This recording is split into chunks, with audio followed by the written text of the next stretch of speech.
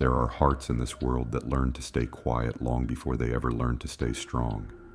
People who carry sadness like a secret, tucked behind steady voices, controlled breaths, and practiced half smiles.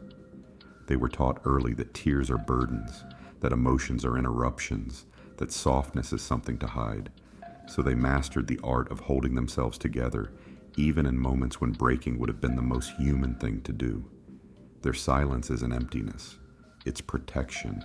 It's survival. It's the quiet skill of turning pain inward because outward expression was never allowed. The tragedy isn't that they don't feel. The tragedy is that they learned to feel alone in a world that never stopped needing their tears. There is a quiet heaviness carried by those who were taught not to cry, a heaviness that doesn't show up as loud sorrow or trembling voices, but as a controlled stillness, the kind that looks calm on the surface, yet feels unbearably tight beneath the skin. People like this learn very early how to keep their emotional landscapes hidden, not because they want to be mysterious, but because revealing anything real feels dangerous, exposing, or simply unacceptable. You can often sense it in the smallest details, the way they pause before answering a vulnerable question, as if measuring how much of themselves they are allowed to reveal. The way their eyes look steady when they talk, but soften just slightly at the edges when something hurts. They rarely collapse into pain. They rarely show the rawness of what's going on inside their chest. Instead, they tighten their breath, straighten their spine, and swallow feelings that were never meant to be swallowed. This habit becomes a part of them so gradually that they don't even realize it's happening. It begins in childhood, when a tear-filled moment is met with impatience, dismissal, or the cold instruction to stop crying. The message is subtle, but it forms a permanent shape in the developing mind. You are allowed to feel, but only if it doesn't inconvenience anyone else. Over time, they become experts at silence. They learn to anticipate emotional reactions, not to express them, but to suppress them before they escape. Sadness becomes quiet. Fear becomes invisible. Loneliness becomes something managed internally, with no external trace that it ever existed. And yet, the cost of this emotional restraint is not small. There is a kind of pressure that builds when tears are not allowed to fall, when grief has nowhere to go, when emotions have no name, no space, no witness. The body carries the weight of unshed tears like stones stored in hidden pockets. You don't see them, but they change the way a person moves through life. This emotional quietness can look like strength from the outside. Co-workers admire their composure. Friends rely on their stability. Partners praise their self-control. But what no one sees is how exhausting it is to stay unshaken all the time, how draining it becomes to be sturdy when softness has always been forbidden. There are moments, late at night or in the brief stillness of early morning, when the quiet becomes loud, when the emotions that were swallowed years ago rise like echoes demanding to be heard.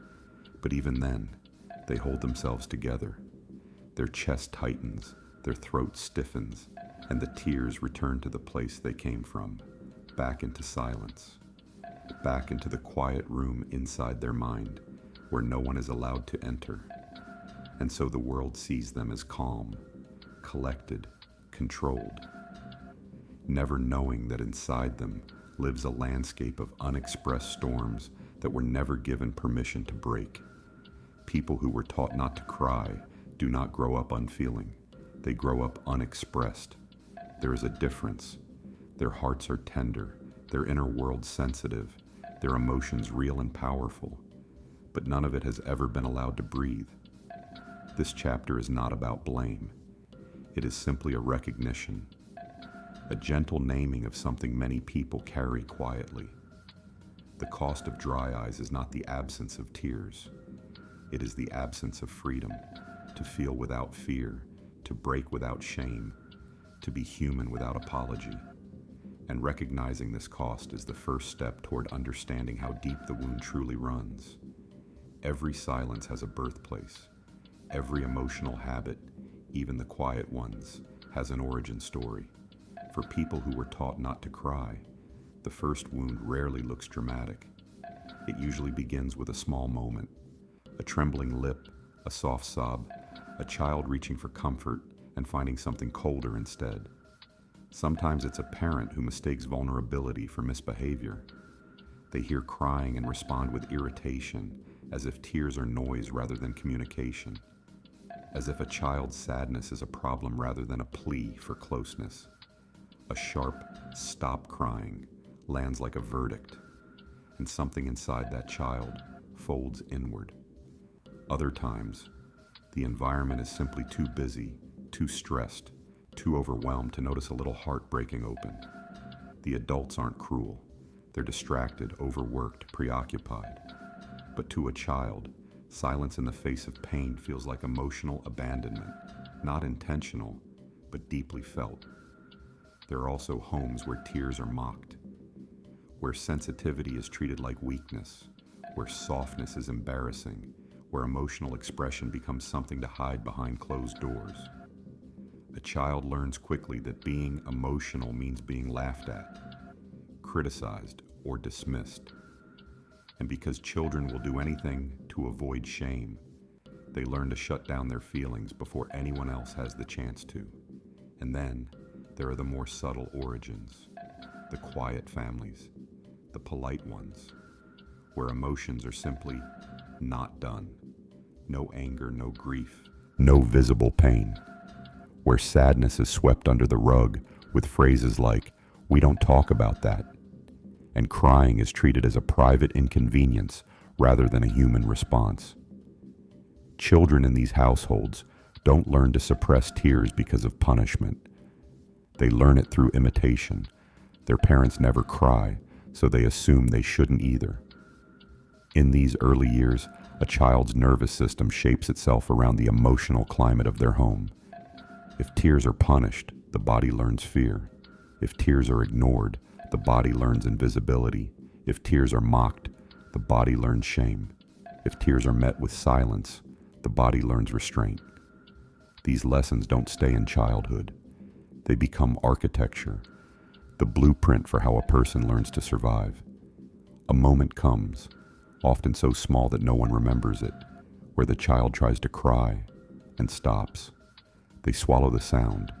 They hold their breath. They wipe their own face so no one has to see. And in that moment, something shifts. It's the beginning of emotional self-erasure. Years later, they won't recall the exact incident. They won't remember what they were crying about. They'll only remember the rule: don't cry. Not because they truly believe tears are wrong, but because their body absorbed that message as a survival strategy. Children don't analyze emotional logic. They simply adapt themselves to whatever guarantees safety. And so the tears stop long before they should. Not because the emotions are gone, but because the expression of those emotions came with a cost too high for a child to pay. This chapter is about acknowledging the birthplace of emotional restriction. Those early rooms where the air felt too tight for vulnerability. The living spaces where softness wasn't welcomed.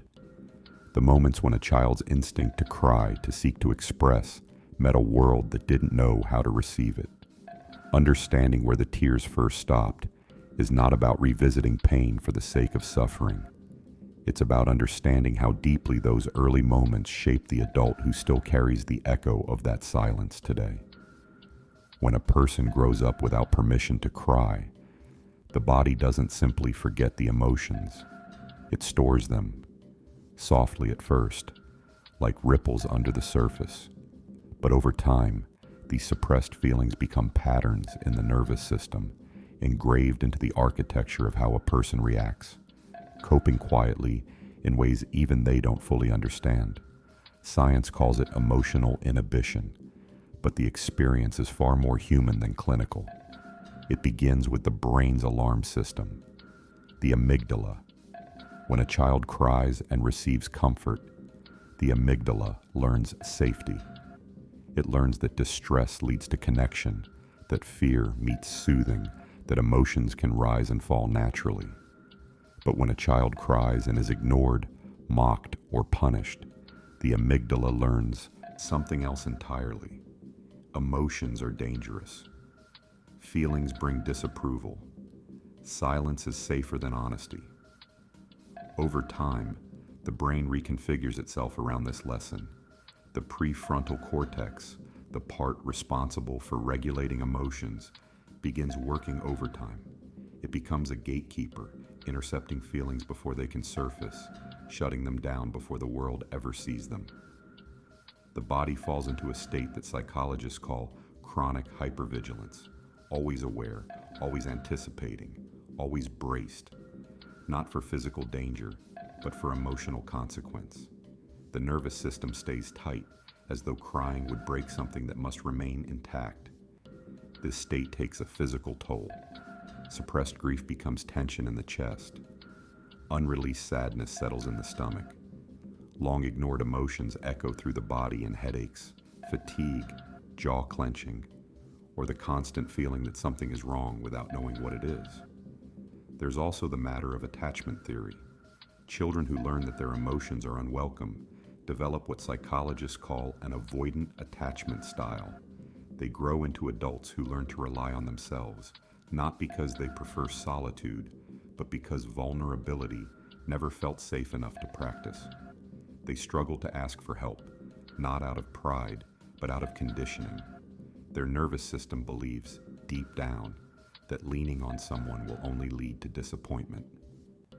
Neuroscientists also describe something called alexithymia, a difficulty in identifying or describing emotions.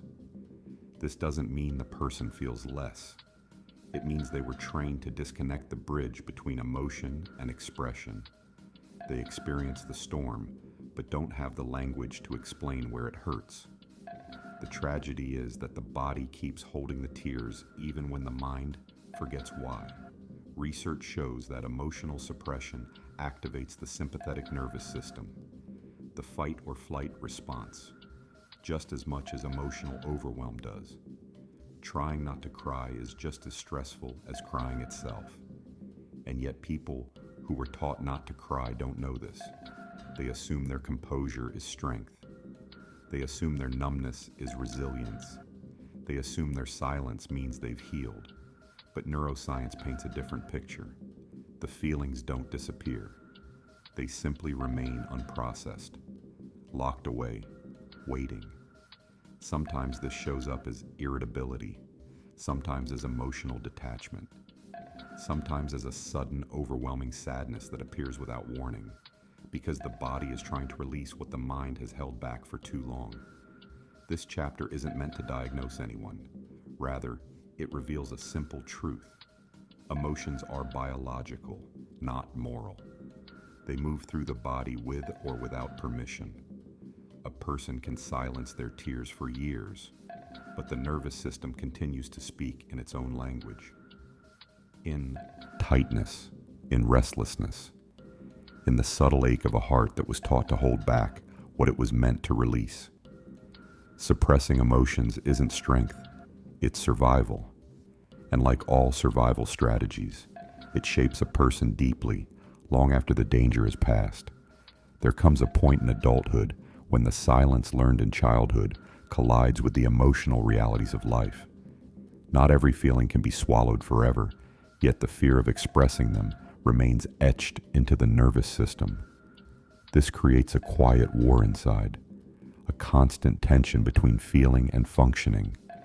People who were taught not to cry carry emotions like guests they never invited. Sadness knocks, but they pretend no one is home. Anger rises, but they swallow it before it can form words. Loneliness appears, but they distract themselves before it settles in. To the outside world, they seem composed, calm, stable. The kind of people who handle everything with a steady voice and an unshaken face. But inside, the story is different. Their emotions accumulate quietly, like water pressing against a dam built too tightly and too young. A part of them longs to break, to let something out, to release the weight they've been carrying. But the larger part, the trained part, intervenes, holding back, containing, maintaining the appearance of control. This internal conflict shows up in many forms. They may feel overwhelmed by small problems but remain composed through major ones. Because crisis is easier than vulnerability. They may shut down during emotional conversations, not because they don't care, but because their body freezes whenever the possibility of crying appears.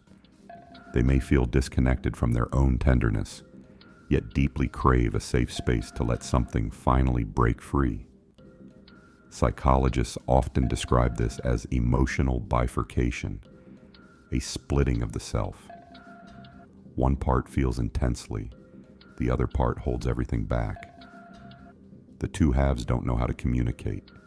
They coexist, but never integrate. This creates contradictions that feel confusing even to them.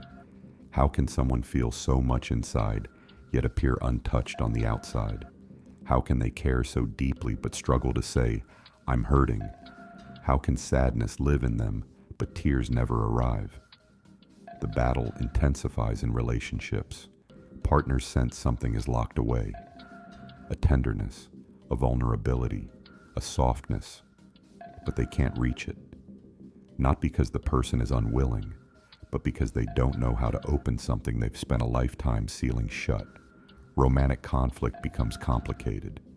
Arguments feel threatening, not because of the words, but because raised emotions provoke the very reactions they've spent their whole life suppressing. They retreat, shut down, go quiet. Not as punishment, but as protection. The fear of emotional overflow keeps them distant even from the people they love most. There is also the fear, quiet, unspoken, of what might happen if they finally let everything out. Would they break beyond repair? Would the sadness drown them? Would someone look at their tears with the same disappointment they saw in childhood? The body remembers that fear. It lives in the throat, in the chest, in the slight trembling that appears whenever emotions rise too high. And yet, beneath all the restraint, beneath the practiced calm and emotional discipline, there is a longing for softness, a longing for a moment where the dam could crack without danger, without judgment, without the haunting memory of being told to quiet their pain. This chapter isn't about weakness, it's about conflict. The conflict between a heart that feels deeply and a childhood rule that never expired. The conflict between wanting to be human and fearing the consequences of being seen. People who were taught not to cry live every day in this tension, functioning on the outside, feeling on the inside, and rarely knowing how to reconcile the two. There is always a moment, soft, unexpected, and strangely unremarkable on the surface, when the silence inside someone finally begins to crack. It rarely happens in the dramatic way people imagine. Not during a crisis, not in the middle of heartbreak, not in the loud chaos of breaking points. For people who were taught not to cry, the breakthrough comes quietly, almost politely, as if their emotions have been waiting years for the right moment to step into the light. Sometimes it happens while watching a movie, a scene where a character cries in the exact way they never allowed themselves to. Something inside them stirs, their throat tightens, their breath shifts, and for the first time in years, they feel the sting of tears gathering somewhere deep behind the eyes. It frightens them, it confuses them, because they're not used to feeling anything rise without being able to shut it down. Other times it happens in the quiet of their own room, in the late hours of a night when they are too tired to keep performing strength. A small memory surfaces, an old wound reopens, a forgotten sadness whispers, "Remember me?"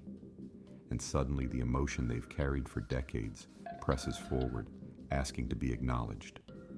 It can even happen in moments of unexpected tenderness, when someone hugs them without agenda, when a friend says, "You don't have to be strong right now," or when a partner looks at them with a softness they've never known how to receive. That simple kindness becomes a mirror, reflecting how long it has been since they allowed themselves to feel.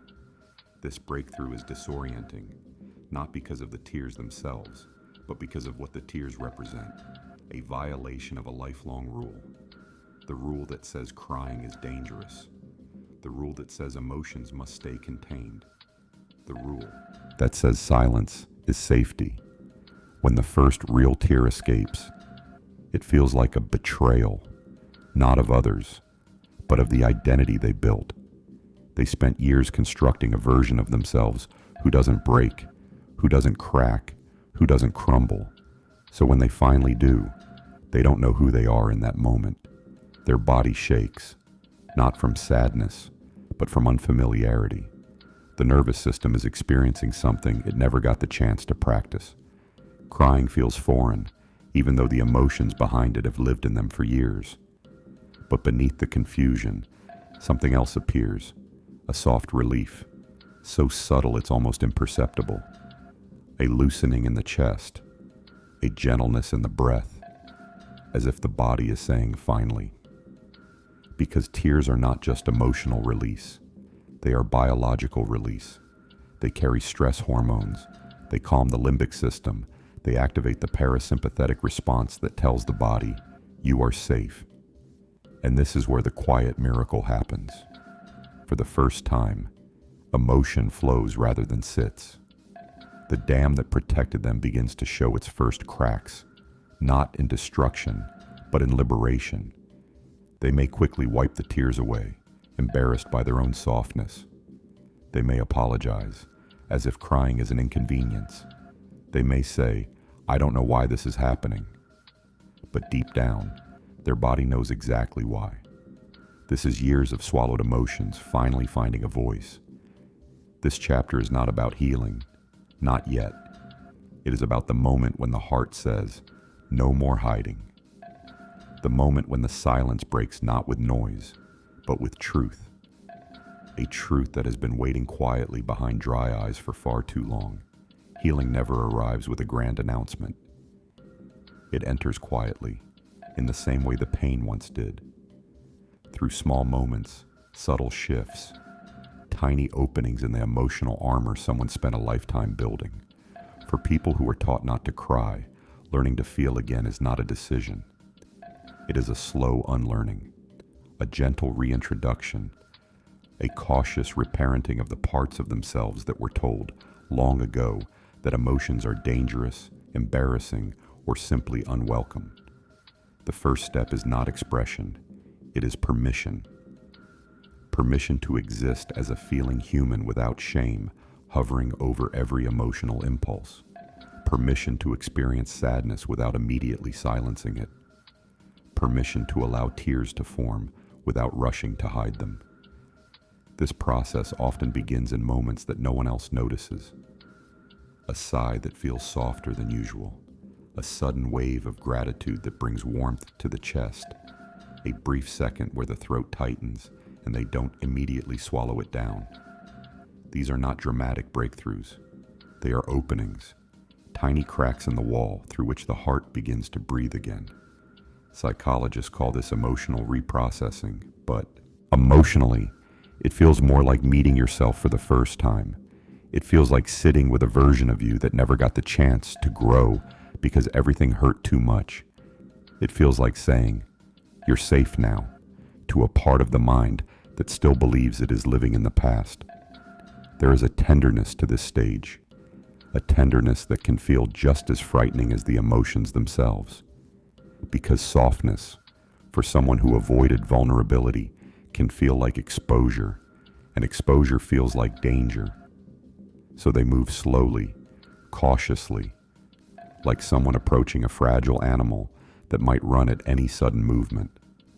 Sometimes this learning happens through relationships, with a friend who listens without judgment, a partner who doesn't look away when emotions surface, or a stranger whose kindness opens a window into a gentler world.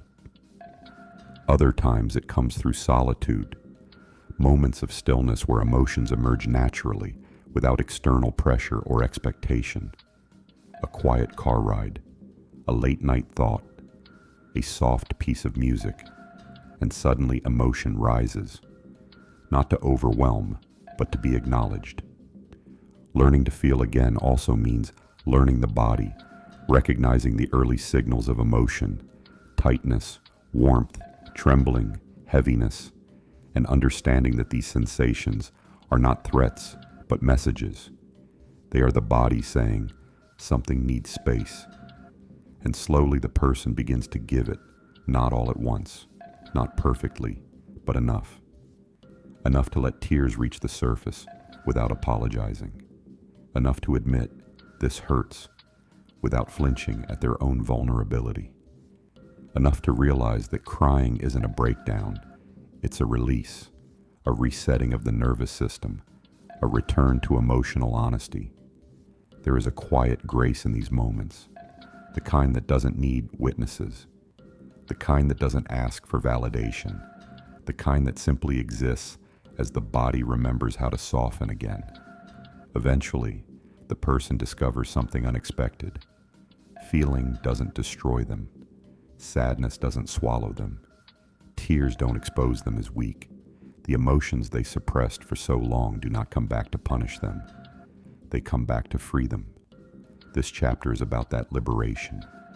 Not a dramatic transformation, but a gentle unfolding, a soft returning.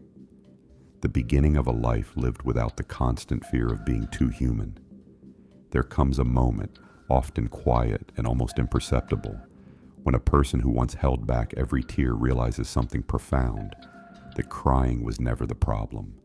The problem was the world that convinced them their softness was a burden, their sensitivity an inconvenience, their pain an interruption. In this final stage of emotional awakening, tears stop being a sign of collapse. They become a language, one the body always knew, but the person was never allowed to speak. Crying becomes truth. Not dramatic, not explosive, but honest in the gentlest way. It feels like exhaling after years of holding breath, like letting the heart stretch into spaces it was once forbidden to enter. The first time they cry without shame, something shifts inside them.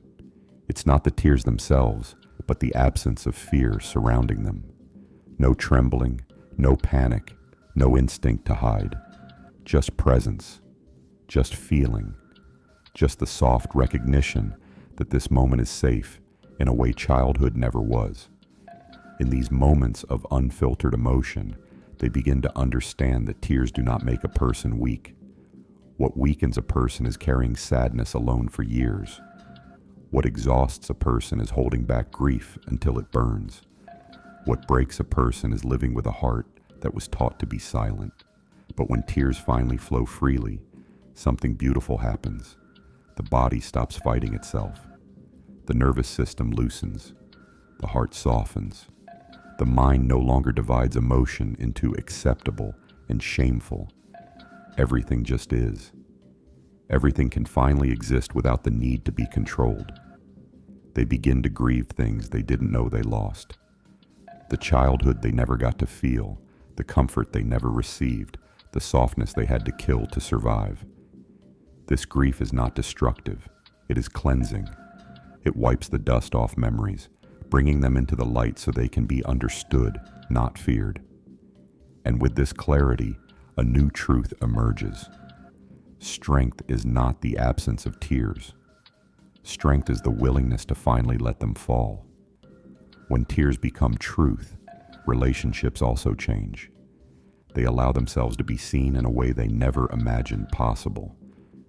Not as the strong one, not as the composed one, not as the emotionally self-sufficient one, but as a human being, soft, complex, layered, and real. People around them feel the difference, not because they are crying more, but because they are living more openly. Their presence becomes warmer, their voice gentler, their eyes clearer. They no longer move through the world with armor that never belonged to them. They move with authenticity, not loud, not dramatic, but deeply human. This final chapter is not about perfection. It is not about crying all the time or forcing emotions to the surface. It is about allowing whatever comes to come, allowing whatever rises to rise, allowing the heart to express itself without fear of judgment or shame. And so the silent tragedy slowly transforms into a quiet rebirth. Not a return to the person they once were, but an arrival into the person they were always meant to become. A person who feels without fear. A person who cries without apology. A person who understands that tears are not signs of fragility. They are signs of life. In the end, the tears they once suppressed become the truth they now embrace. Not tears of weakness, but tears of recognition. Tears that say, I'm here. Tears that say, I'm finally free.